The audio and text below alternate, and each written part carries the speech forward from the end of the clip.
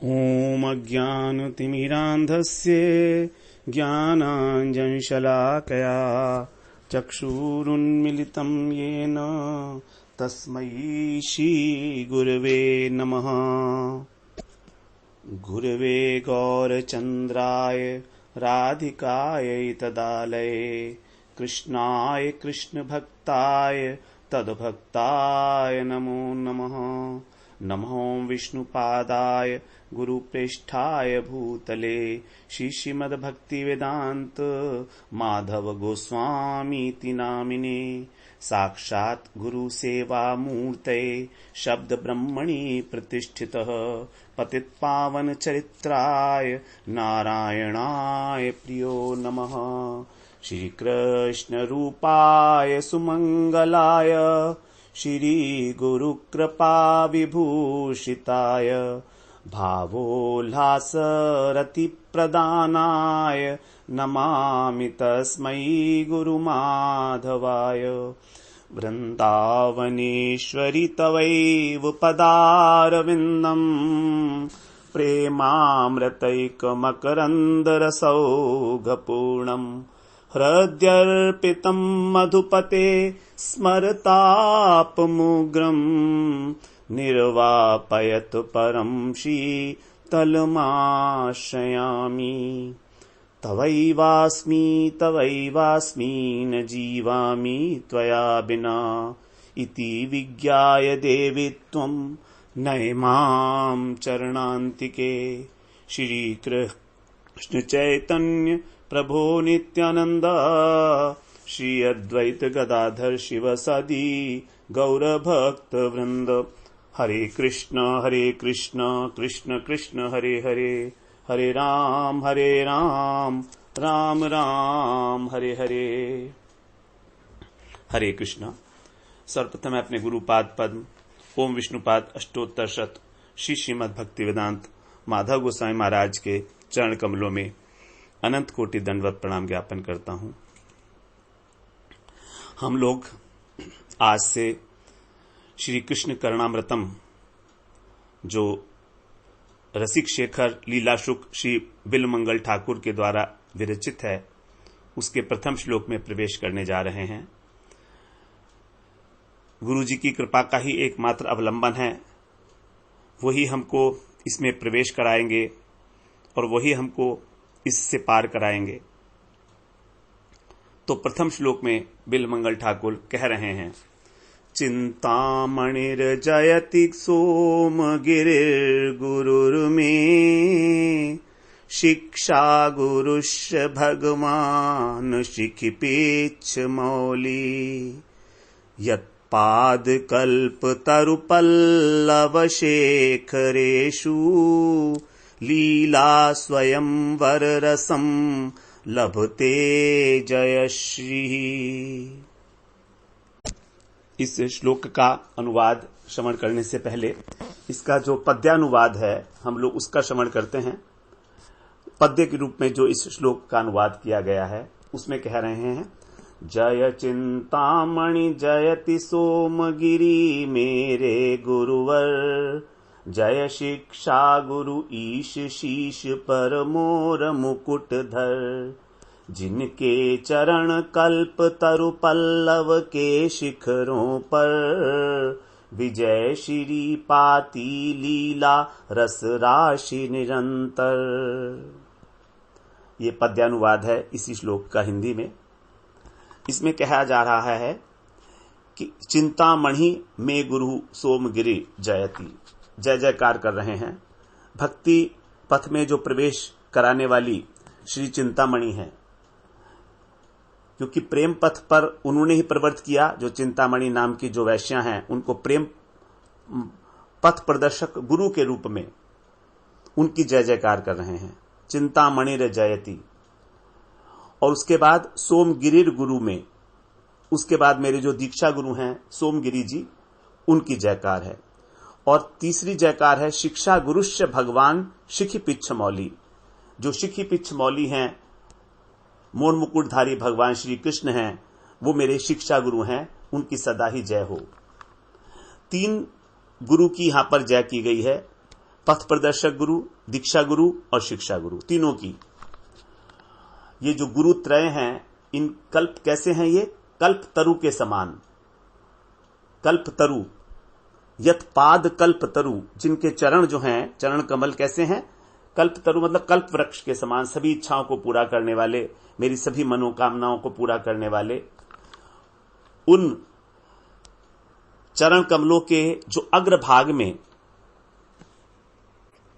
चरण कमलों की जो पल्लव के समान, पंखुड़ियों के समान जो उंगलियां हैं, उनके अग्रभाग में जो स्थित नख चंद्र हैं, उसकी शोभा।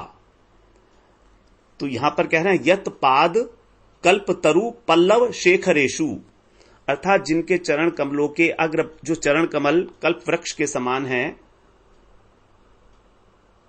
उनके जो पल्लव के समान उंगलियां हैं, उन उंगलियों के अग्रभाग में शेखरेशु, अर्थात उनके शिखर पर अग्रभाग में जो स्थित नक्षचंद्र हैं, उसकी शोभा से जो आकृष्ट होकर श्री जयश्री रूपा जो श्री राधा रानी हैं, वो लीलावश अर्थात लीलाओं के माध्यम से भगवान की सेवा करती हुई राधिका जी वर रसम लभते, वर माने श्रेष्ठ, अत्यंत श्रेष्ठ रस को प्राप्त करती हैं। वो श्रेष्ठ रस कौन सा है? सेवा सुख।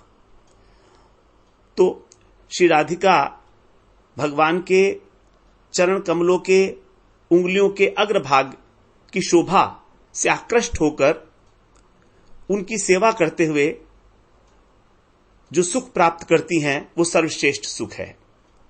ऐसे जो मेरे मोर पंखधारी शिक्षा गुरु ब्रजेंद्र नंदन श्याम सुंदर हैं, उनकी जय हो।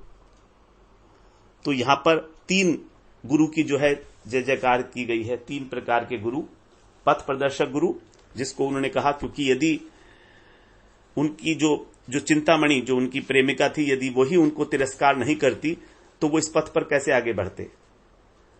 तो यहां पर जो है लीला शुक बिल्वमंगल ठाकुर विरह के भाव में उन्मत्त हैं और विभोर हैं ब्रजभूमि के, वृंदावन के दर्शन करने के लिए, कृष्ण के दर्शन करने के लिए उत्कट अभिलाषा को लेकर जब वो दक्षिण प्रांत से, दक्षिण भारत से चलकर वृंदावन में तट पर पहुंचते हैं, ब्रज के तट पर पहुंचते हैं, तब भगवान श्री श्याम सुंदर की जो मंगल कामना है उससे प्रेरित होकर इस प्रकार जय जयकार कर रहे हैं।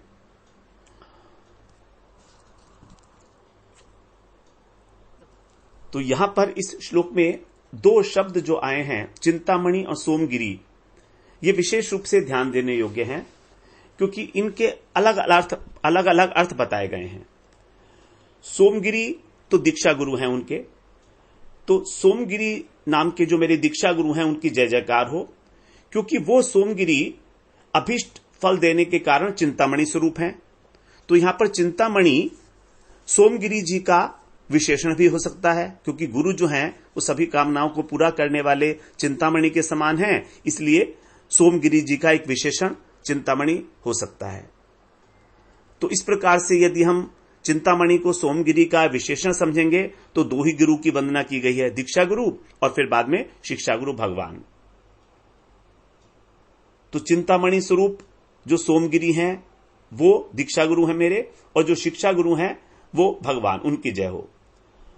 दूसरा अर्थ इसका यह भी लिया जा सकता है कि चिंतामणि और सोमगिरी ये दोनों ही भगवान श्याम सुंदर के ही विशेषण हैं, ऐसा भी लिया जा सकता है, क्योंकि चिंतामणि अर्थात भगवान सब प्रकार की इच्छाओं को पूरा करने वाले हैं। धर्म, अर्थ, काम, मोक्ष, प्रेम, रसमयी सेवा पर्यंत जितनी प्रकार की भी चिंताएं हैं वो सब भगवान जो हैं उनको प्रदान करते हैं। भगवान उनके प्रकाशक हैं, मणि स्वरूप हैं, इसलिए चिंतामणि हैं। और उसी प्रकार से जो सोम है, सोम का एक अर्थ होता है अमृत, तो अमृत के गिरी के समान, अर्थात जो भगवान है वो आनंद स्वरूप हैं। गिरी का मतलब हो गया हाईएस्ट, तो सर्वोत्तम अमृत के समान आस्वादनीय आनंद स्वरूप भगवान।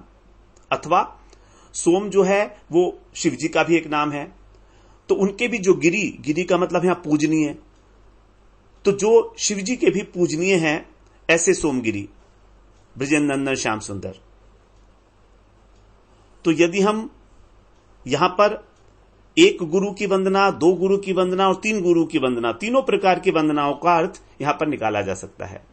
सबसे पहले जो हमने श्रवण किया चिंतामणि, वो उसी वैश्या का नाम था, उसको पथ प्रदर्शक गुरु के रूप में उसका जयकार किया। उसके बाद दीक्षा गुरु के रूप में सोमगिरी का किया। उसके बाद शिक्षा गुरु के रूप में भगवान ब्रजेंद्र नंदन श्याम सुंदर का किया। दूसरे अर्थ में सोमगिरी का यदि हम विशेषण ले लें चिंतामणि, तो केवल दीक्षा गुरु और शिक्षा गुरु को प्रणाम किया गया। और तीसरे अर्थ में केवल भगवान को ही प्रणाम किया गया, क्योंकि भगवान ही चिंतामणि स्वरूप भी हैं और सोमगिरी स्वरूप भी हैं। तो कृष्ण को सोमगिरी कहने का अर्थ हो गया कि एक तो वो अमृत के गिरी, गिरी का मतलब हो गया जो पर्वत की तरह आस्वादनीय है, परम आनंद की रस राशि हैं ऐसे, अथवा जो उमा के साथ विद्यमान है शिवजी, और जिनके प्रेम में जो शिवजी हैं महादेव, वो जिनके प्रेम में सात्विक भाव से युक्त होकर और गिरी की तरह निश्चल हो जाते हैं, शांत रहते हैं बिल्कुल एकदम पहाड़ पर्वत की तरीके से, ऐसे कृष्ण के लिए सोमगिरी हो सकता है। अथवा ये सोमदेव, सोम अर्थात महादेव की तरह के भी उनके भी पूज्य हैं। इस प्रकार से तो यहां पर तीनों प्रकार के गुरुओं की वंदना की गई है, पथ प्रदर्शक गुरु, शिक्षा गुरु और दीक्षा गुरु। कृष्णदास कविराज गोस्वामी अपनी सारंगदार टीका में कहते हैं कि जब लीला शुक्र के हृदय में वृंदावन दर्शन की लालसा बड़ी प्रबल हुई और उन्होंने वृंदावन के लिए यात्रा आरंभ की, तो यहां प्रथम श्लोक में वो अपने गुरुओं की जो हैं उनका जय कीर्तन कर रहे हैं, उनका मंगलाचरण कर रहे हैं। मंगलाचरण जो है किया जाता है साधारणतः किसी भी ग्रंथ के आरंभ में अभीष्ट पूर्ति के लिए और विघ्न विनाशन के लिए। वंदना मूलक गुरु की वंदना की जाती है और इष्ट देवता की वंदना की जाती है। किंतु ये जो मंगलाचरण है यहां पर इस प्रकार का नहीं है, क्योंकि यहां पर जो लीलाशुक बिल्वमंगल जी हैं, उन्होंने अन्य ग्रंथकारों की भांति ग्रंथ की रचना करने के लिए इन श्लोकों की रचना नहीं की। वो किसी ग्रंथ को लिखना नहीं चाह रहे थे, बल्कि उन्होंने वृंदावन आते हुए अथवा यहां पर पहुंचकर प्रेमोन्मत्त दशा में जो प्रलाप किया है, उस प्रलाप करते हुए उनके मुख से जो श्लोक निसृत हुए हैं, उन्हीं को वैष्णवों ने लिपिबद्ध किया है। इसीलिए जो प्रेमोन्मत्त होकर प्रलाप किया जाता है, उसमें ग्रंथ रचना के लिए जो विशेष रूप से मंगलाचरण का विधान है, मंगलाचरण वंदना मूलक, विषय निर्देश मूलक, आशीर्वाद मूलक, इस प्रकार का जो विधान होता है मंगलाचरण का, वो यहां पर नहीं लगा सकते उसके लिए विशेष प्रयास किया गया हो। तो यद्यपि ये श्लोक मंगलाचरण की तरह नहीं है, लेकिन तो भी यदि हम कहें कि मंगलाचरण तो हो रहा है, उन्होंने अपने गुरु की वंदना की, उन्होंने इष्ट देवता की वंदना की, तो कैसे संभव हो गई? तो इसके उत्तर में बताते हैं कि जो शुद्ध भक्त है उसका स्वभाव ही ऐसा होता है कि चाहे वो कोई भी क्रिया करे, शयन, भोजन, गमन, वचन, उठना, बैठना, सभी कार्यों के अंदर उसके अंदर भाव होता है अपने गुरु की और इष्ट देव का वंदन करना। इसी स्वभाव के वशीभूत होकर जो लीलाशुक हैं, वो प्रारंभ में गुरु और इष्ट देव की वंदना कर नहीं रहे हैं, अपने आप हो रही है, कर नहीं रहे हैं। तो सोमगिरी जो दीक्षा गुरुदेव हैं उनके, वो भी चिंतामणि स्वरूप यदि कहें, जिनके आश्रय से सभी अभीष्ट सिद्ध हो जाते हैं, क्योंकि भगवान की कृपा को प्राप्त करने के लिए सभी अनर्थों की निवृत्ति तभी होती है जब हम गुरु का आश्रय लेते हैं। गुरु कृपा से ही हमारा अभीष्ट सिद्ध हो सकता है। नरोत्तम दास ठाकुर ने प्रेम भक्ति चंद्रिका में बड़ा स्पष्ट कहा है, श्री गुरु चरण पद्म केवल भगति सद्मा वंदो मुई सावधान माते जहर प्रसादे पाई ए भव तरिया जाई कृष्ण बाप्ति है जहां है ते। उन्हीं की कृपा से कृष्ण की प्राप्ति होगी। कृष्ण की कृपा से हमको गुरु मिलते हैं और गुरु की कृपा से हमको कृष्ण मिलते हैं। कृष्ण प्रेम की प्राप्ति होती है। तो जीव गोस्वामी कहते हैं भक्ति संदर्भ में कि जितने भी हमारे अनर्थ हैं, यदि हम अनेक अनेक प्रकार के साधन करते रहें तो भी दूर नहीं किए जा सकते।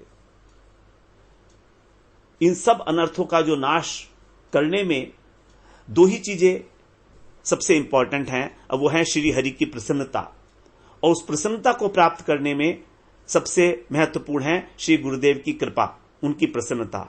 यस्य प्रसादात् भगवत प्रसादो यस्य प्रसादान्न गति कुतोपि। जिनकी प्रसन्नता के बिना कोई गति ही नहीं है और जिनकी प्रसन्नता से भगवान स्वयं भी संतुष्ट हो जाते हैं।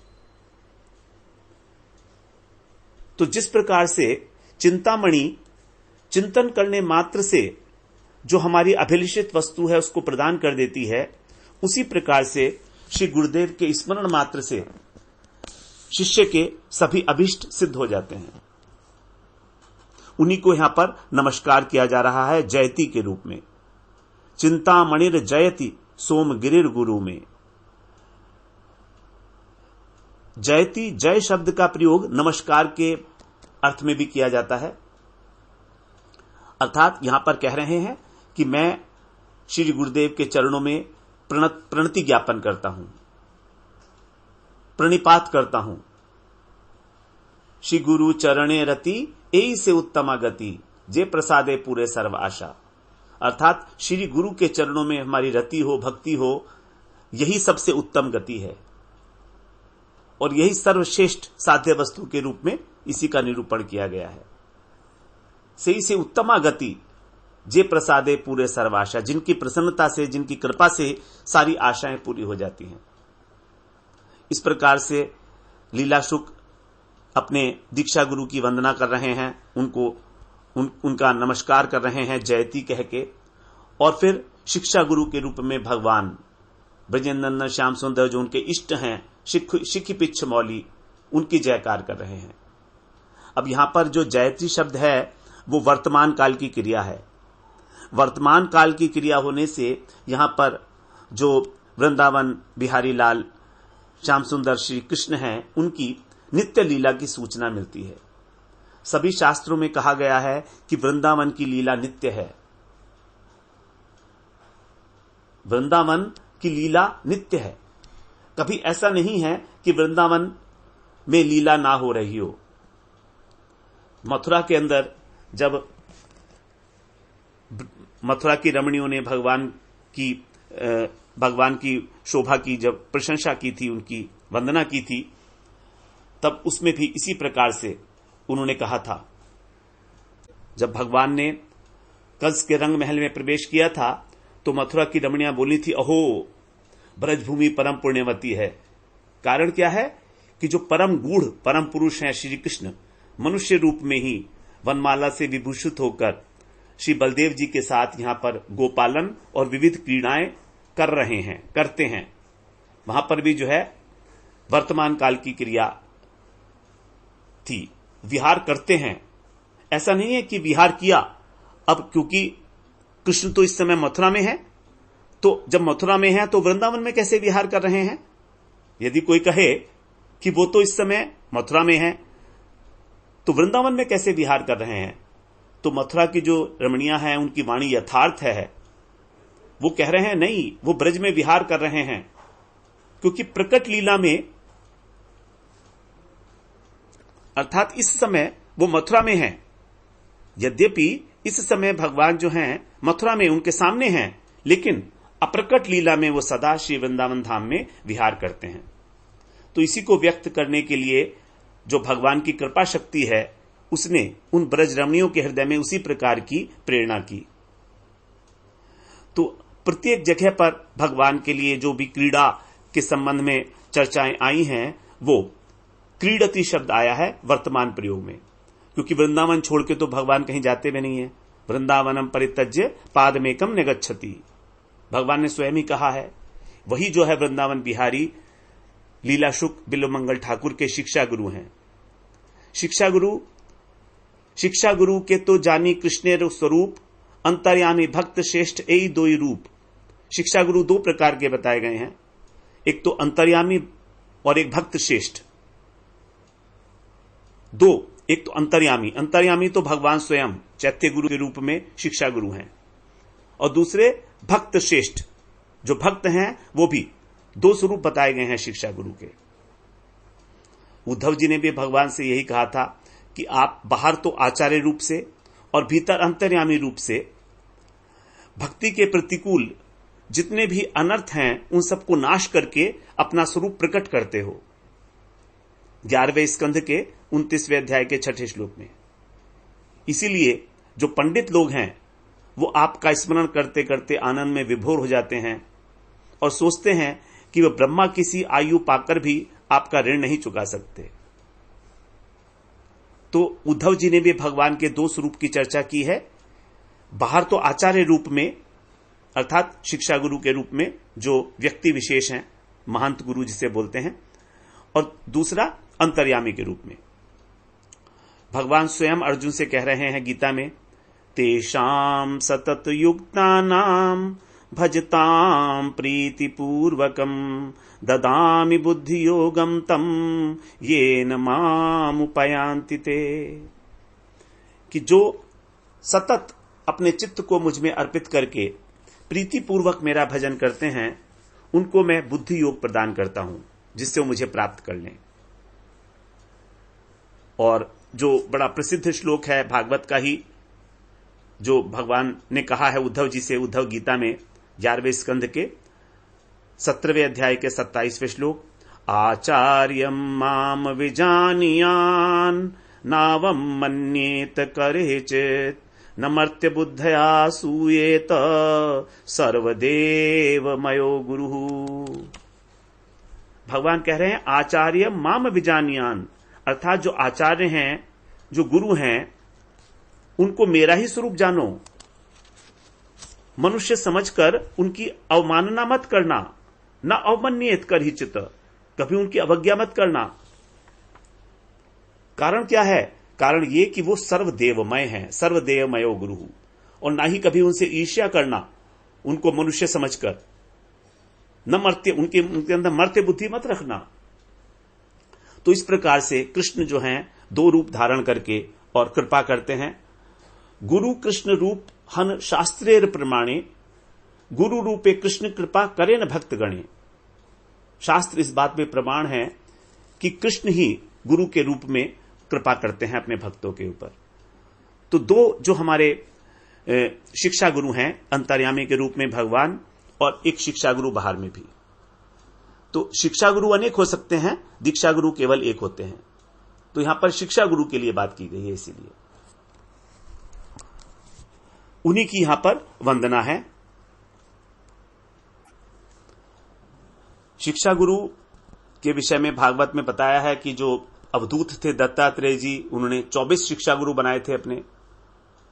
पृथ्वी, वायु, आकाश, जल, अग्नि, चंद्रमा, सूर्य, कबूतर, अजगर, मीन, मृग, बालक, कुमारी कन्या, पिंगला, वैश्या इत्यादि 24 शिक्षा गुरुओं ने बताए थे। तो जो भी, चाहे जड़ हो, चेतन हो, स्थावर हो, जंगम हो, कोई भी वस्तु जो अपनी भाव भंगिमा से, अपनी क्रिया से हमको सद्बुद्धि प्रदान करे, हमको किसी ना किसी प्रकार कहीं ना कहीं ज्ञान, वैराग्य, भक्ति और प्रेम के मार्ग पर प्रवृत्त करे, वो हमारी शिक्षा गुरु हैं। तो चिंतामणि जो हैं वैश्या, जिन्होंने प्रवृत्त किया, वो इसी कोटि की शिक्षा गुरु बताई गई हैं, जिनको हम पथ प्रदर्शक गुरु भी कह सकते हैं।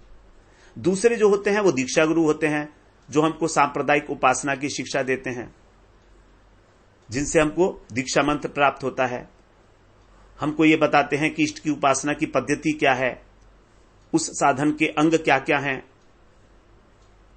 और तीसरे हैं दीक्षा गुरु के अतिरिक्त जो शिक्षा गुरु उनके समकक्ष हैं और हमको उस साधन में प्रतिष्ठित करते हैं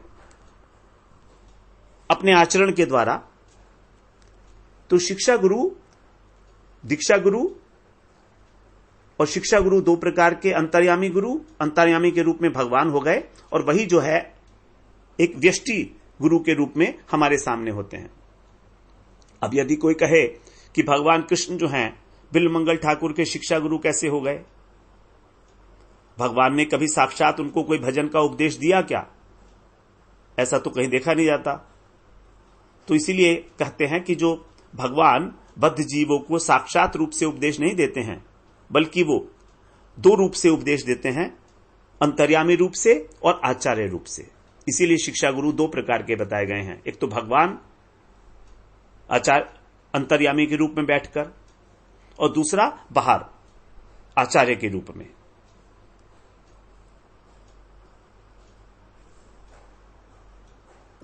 तो बिल्वमंगल ठाकुर का जो हृदय था, जिसके अंदर घोर अंधकार छा गया था, भगवान ने ही उसको आलोकित किया, उसमें प्रकाश जागृत किया। इसीलिए भगवान को वो शिक्षा गुरु कहकर उनकी वंदना कर रहे हैं।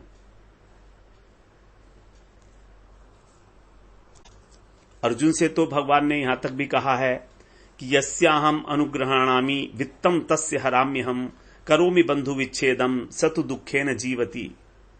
अर्थात जिसके ऊपर मैं अनुग्रह करता हूं उसकी धन संपत्ति का हरण कर लेता हूं, उसको बंधु बांधवों से विच्छेद करा देता हूं और उसके लौकिक सुख साधनों से शून्य करके उसके जीवन को दुखमय बना देता हूं। फिर आगे कहते हैं संतापेष्वपि कौन्तेय यदि माम न परित्यजेत ददाम्यहम स्वीय पदम देवानामपि दुर्लभम। संतापेषु अपि कौन्तेय, अर्थात इतना संताप, इतना देने के बाद भी, इतनी फटकार होने के बाद भी यदि वो मुझे नहीं छोड़ता, यदि माम न परित्यजेत तब ददामी अहम स्वीय पदम, तब मैं उसको अपना धाम जो देव दुर्लभ है प्रसन्न होकर उसको वो प्रदान कर देता हूं। पद्म पुराण में अर्जुन से भगवान ने बात कही है। भागवत में भी कहा है यस्याहम अनुग्रहाणामि हर्ष्येत तद्धनम शनै ततो अधनम त्यजन्त्यस्य स्वजना दुख दुखितम। कि जिसके ऊपर मैं अनुग्रह करता हूं उसका धन हरण कर लेता हूं और फिर जब वो अधन हो जाता है, उसके पास धनहीन हो जाता है, तो उसको घर वाले छोड़ देते हैं और वो उनके दुख से बड़ा दुखी हो जाता है। तो भगवान इस प्रकार से अपने भक्तों की परीक्षा भी लेते हैं, क्योंकि भगवान को जो उसको अपनी सब सर्वश्रेष्ठ वस्तु प्रदान करनी है उसके लिए कुछ थोड़ा सा टेस्ट तो करेंगे भगवान।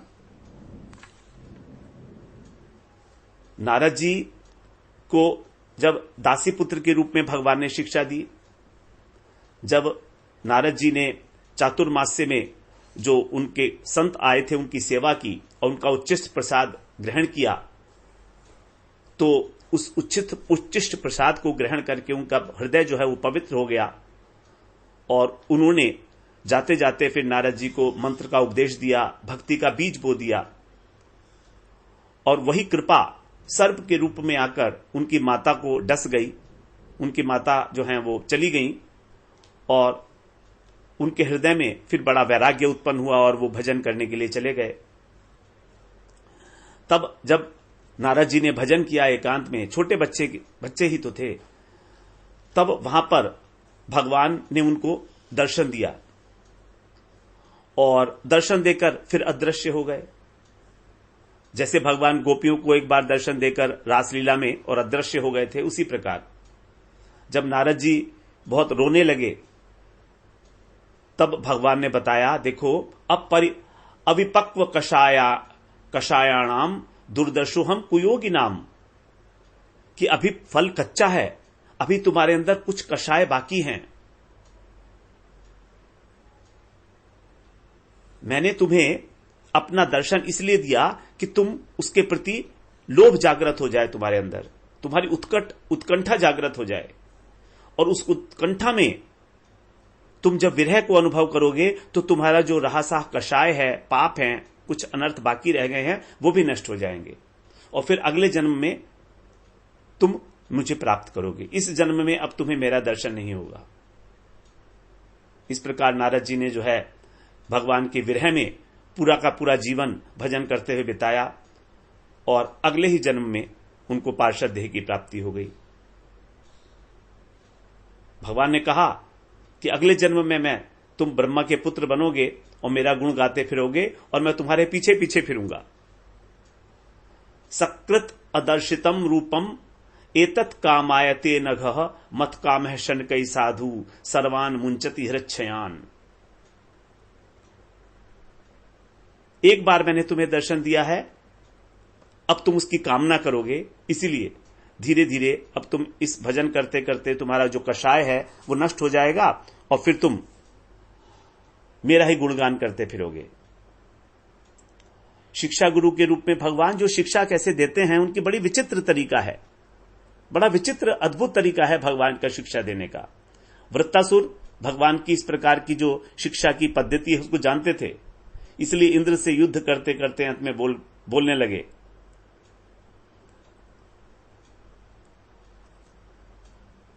कि हे इंद्र, मेरे जो प्रभु हैं वो अपने अनन्य भक्तों को कभी स्वर्ग, मर्त्य जगत और पाताल की संपदा नहीं देते, बल्कि इन वस्तुओं को अपनी भक्ति में बाधक मानकर और इनके लिए जो प्रयास किया जाता है उसको भी ध्वंस कर देते हैं। यही भगवान की कृपा है। तुम्हारे ऊपर ये कृपा नहीं है, क्योंकि तुम तो धर्म अर्थ काम में फंसे हुए स्वर्ग के राजा बने हुए हो। तो भगवान के जो कृपा का रहस्य है इसको कुछ लोग ही जान पाते हैं। जो किंचन भक्त हैं भगवान के, वही इस कृपा के स्वरूप को जान पाते हैं। वृत्तासुर इस बात से परिचित थे। तो भगवान किस प्रकार से कृपा करते हैं ये यहां पर बताया गया। वैश्य चिंतामणि के मुख से स्वयं शिक्षा गुरु भगवान ने ही जो है इस प्रकार असली चिंतामणि के चिंतन में प्रवृत्त किया, अर्थात विषय सुख से विमुख करके और प्रेम सेवा करने की जो उत्कंठा है उसके प्रति अभिमुख किया, सम्मुख किया। ये स्मरण में आ रहा है बिल्वमंगल ठाकुर के हृदय में, वैरागी घटना उनके अंदर स्मरण में आ रही है, इसलिए वो शिक्षा गुरु भगवान मुकुटधारी की जय जयकार कर रहे हैं कि हे कृष्ण, आप ही अपनी प्राप्ति के एकमात्र उपाय हो, आप ही प्रेम देने वाले हो और आप ही इस प्रेम की परिपाटी को सिखाने वाले हो। प्रेम दंच में, काम दंच में, वेदनंच में, वैभवंच में।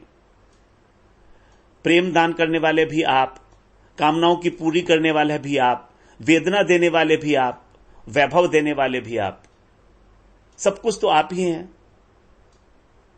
इसीलिए ये रहस्य जानते हैं बिल्वमंगल ठाकुर और अपने शिक्षा गुरु भगवान पिच्छ मौली की जय जयकार कर रहे हैं। जीव भगवत प्राप्ति के लिए अनेक प्रकार के साधन करता रहता है और वो जितने भी साधन हैं, जब तक वो पूर्ण नहीं होते तब तक भगवान उसको स्वीकार नहीं करते और भगवान स्वयं ही उसको प्रेरणा करते हैं कि इन्हें कैसे पूरा किया जाएगा।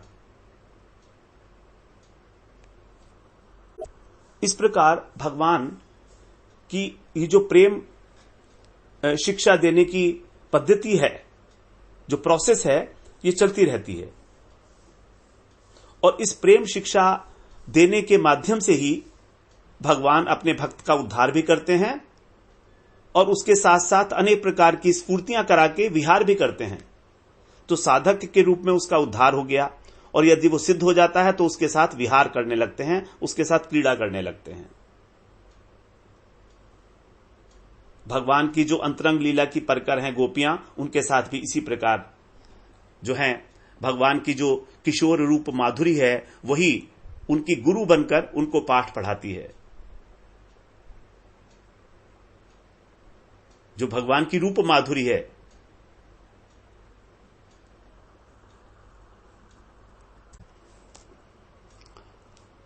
कृष्णदास कविराज गोस्वामी सारंग रंगदा टीका के अंदर जो भगवान किस प्रकार से रस की शिक्षा देते हैं, उसमें एक श्लोक जो है भक्ति रसामृत सिंधु से उद्धृत करते हुए बताते हैं कि निर्जन के अंदर सखियों के साथ कैसे कानूफूसी की जाए, कैसे दूती की खुशामद की जाए, किस प्रकार से रात्रि के समय कृष्ण से मिला जाए, गुरुजनों की बात सुनकर भी किस प्रकार से उसको अनसुना कर दिया जाए, वेणु नाद सुनने के लिए किस प्रकार से अपने कानों को तत्पर रखा जाए, किस प्रकार से पति की वंचना की जाए चतुराई पूर्वक, ये सारी की सारी बातें हे कृष्ण, ये जो ब्रज की नारियां हैं, ब्रज की गोपियां हैं आजकल, ये सब इन बातों की शिक्षा ले रही हैं। और किससे ले रही हैं?